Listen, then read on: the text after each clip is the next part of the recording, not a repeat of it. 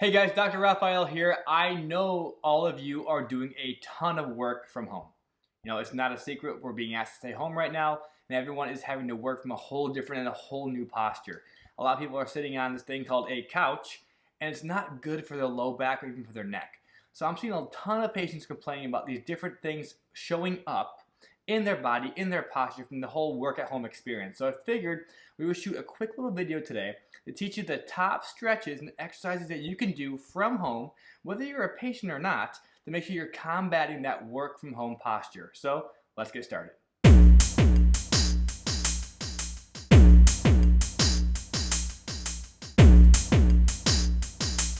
All right, guys, one of the best stretches you can do to help open that chest up, because if you are sitting and working for a long period of time, your shoulders are going to be rolling forward following the head being pushed forward as well. So here's what you do. You get next to a wall or even a door opening. If you want to do both sides at the same time, I recommend doing one side first to make sure you really feel that stretch. Erica took her right hand, put it up there. You would do the exact same on the left side, but inverse. She also stepped forward with her right leg. That right leg helps make sure you create more of a stretching motion in that pectoralis muscle. So Erica is now gently turning away from the wall until she feels that stretch. Once you feel it, you will hold it for about 30 seconds, then you will switch sides. That simple, but that effective. All right, guys, time for that three-way neck stretch. One of my favorites that I do all the time. You can do it anywhere at an office, but because you are at home, you can also, guess what, do it at home. So Erica, once again, is demonstrating. You'll see her sitting on the coffee table. Please sit on your chair. That's fine, too. This worked better for this video. Grab the edge of the chair or said coffee table, and what you're going to do is use that to anchor this shoulder down. I do not want this shoulder elevating or raising up.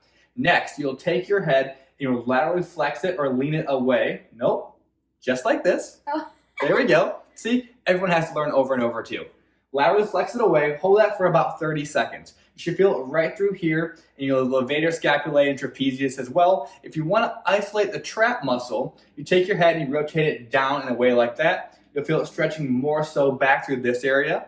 And the final and third thing, after another 30 seconds, is then take your head and look up and away. This should feel more in that front side right here, and that's where your anterior scalenes are. These are constantly tight, and these will pull that head forward over and over and over. So please go ahead and do that three-way neck stretch. Do it as much as you want to, as often as you want to. I guarantee you're gonna love it because it feels great and helps you out a ton too. So one thing that we see happen over and over is that forward head posture when you're working from home, at a desk or even on a couch. So one of the best things you can do as a passive activity is to help restore that proper curve in the neck. So doing exactly the opposite of what your posture does to your head when you're in that bad work posture. So first, we'll take a big towel, roll that up, have Erica lift her head up, come back down, and extend over it. Now this towel might be too big for most people like it is for Erica, so if you don't feel your head extending over it, I want you to switch to a smaller hand towel. Go ahead and lift up. See how her head extends over that. That's the feeling you want. You want to do this between 10 and 12 minutes per day. It's extremely relaxing, very passive, and it'll do wonders to help combat that forward head posture.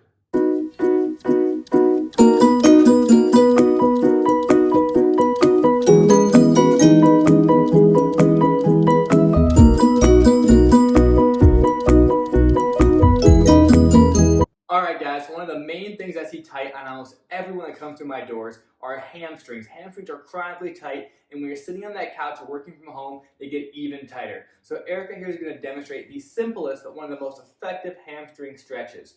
That's right, you've all done this before. That bottom leg straight, reaching out, grabbing the feet. Now Erica here has great hamstring mobility. If you don't have that, try to reach for your ankle. If you can't do that, reach for that mid-shin. But make sure you're keeping that bottom leg straight and really feel that stretch right through the hamstring and the posterior and the backside of that leg.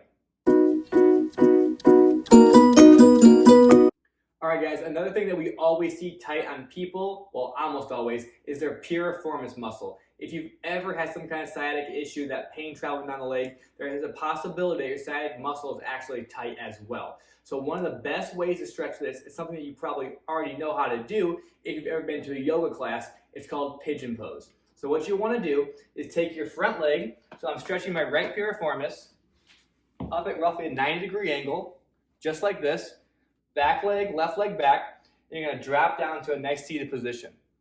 Once you're here, if you want to, fold forward over that leg for even more of a stretch. But that right there is the best way to stretch the piriformis. Now, if you can't do that, another great way to do this is to lay on your back, crossing your leg over the other, and then pulling that knee towards your chest. If I'm pulling on my left knee, my right leg is crossed over, my right piriformis is feeling that stretch. Just like this. If you guys want to add an extra bonus hamstring stretch in too, extend that left leg to a straight locked out position, and now you're working on your left hamstring and your right piriformis at the same time.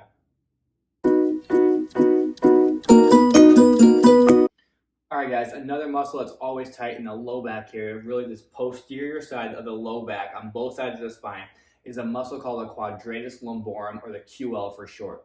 And one of the best ways to stretch this is to take your body and bend it to the side as you reach the opposite direction. I'll go ahead and move so I can have Erica demonstrate this for you guys. Notice how she's gently letting her body guide the movement. Her right leg is coming over. You can gently push down on that right leg with your left hand if you want to, keeping your right arm on the ground. And remember, you guys, be gentle with this. Do not force it. You may even get some cavitations, some noises in the low back. It's completely normal. Just do it in a gentle fashion. Alright guys, another great stretch is that child's pose. Also stealing this from the yogis out there, but it works so well. Look at how Erica is down, butt back, drop down. If you want to, you can spread the legs a little bit so your butt can drop even deeper between your legs. But this arching part right here is really putting a lot of stretch into that low back. And if you really want to get wild with this one, you guys, if you want to stretch the latissimus dorsi, that muscle right up through here, you can take your left hand, stack it on top of your right hand, just like that, and you will feel that stretch on the left side there. Or you can switch it and feel it right through here on this right side. All these are great to help open up that low back. When you add that in, it helps bring the shoulders back as well too. And the last low back exercise I will teach you today is actually what I call the rock and pump. That may not be the actual term for it, but that's what I tell all my patients to do, and it works extremely well. So the beginner level is when you lay on your back, engaging your core. You're bringing one leg up at a time, pulling it tight towards your chest. If you already feel a pull in the low back, stay here. This is your level. If that's too easy, just like this, if it's way too easy, hook your heels, bring both towards your chest at the same time, and gently pull your knees towards your chest. That's the pumping of that low back, the pumping of the sacrum. That's helping actually disperse any kind of inflammation and help that CSF, that cerebral spinal fluid, move properly. And when that gets too easy for you, the advanced level is a gentle rock.